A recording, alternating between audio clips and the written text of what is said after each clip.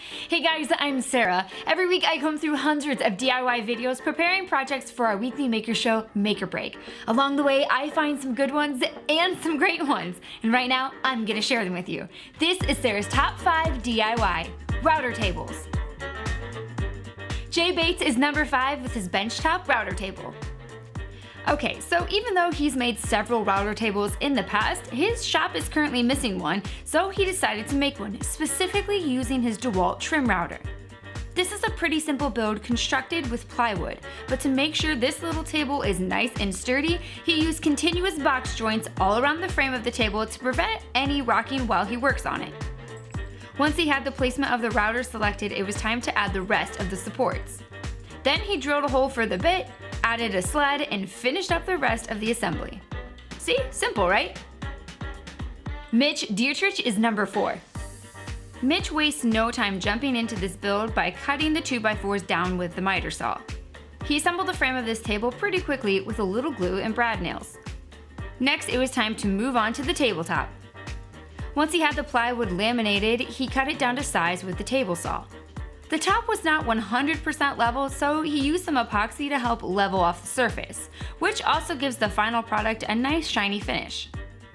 He used his router to help route out the space for the plate in the tabletop, and he also added tracks, a fence, dust collection, and a plastic guard because safety first. Awesome job, Mitch. This turned out great. IZZYSWAN is up next at number 3. This is a super easy and quick build that you could easily get done in an afternoon or over a weekend. IZZY got started by cutting out all of the pieces he would need from a sheet of plywood, and after he figured out where he wanted the router to be, he drew a circle around it and then started cutting out the pieces he would need to build the base around the router. He screwed the base together, then fastened the router to the underside of that base. He screwed it to the table, but said if you didn't want to do that, you could easily use clamps. Then he made a simple pivoting fence, and this was ready for its first project. The king of random is coming in at number 2.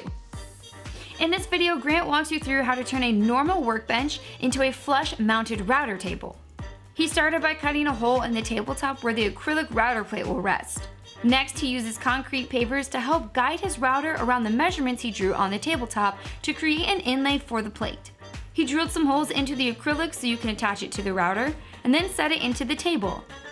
After adding a little bit of construction paper as an added detail and painted the table, this project is complete. And finally, number 1 is Patrick Sullivan. Not only is this mini router table adaptable to any trim router you may have, but it also includes a dust collection port, holds and organizes all of your router bits, and is easy to move around your shop if you are short on space. This is simply a box made out of plywood and MDF boards. Patrick made one of these a few years ago and slowly has been adding modifications to it to make it more functional, and now he's making a brand new one and walking us through every single detail of the build. He has some pretty creative ideas that landed him at this number 1 spot, and he has all of the plans and templates available if you want to make one of your own. Alright guys, do me a favor and like this video, and if you have not already subscribed, please go do that now and be sure to hit the bell so you don't miss any of the shows that come out during the week. We'll see you then.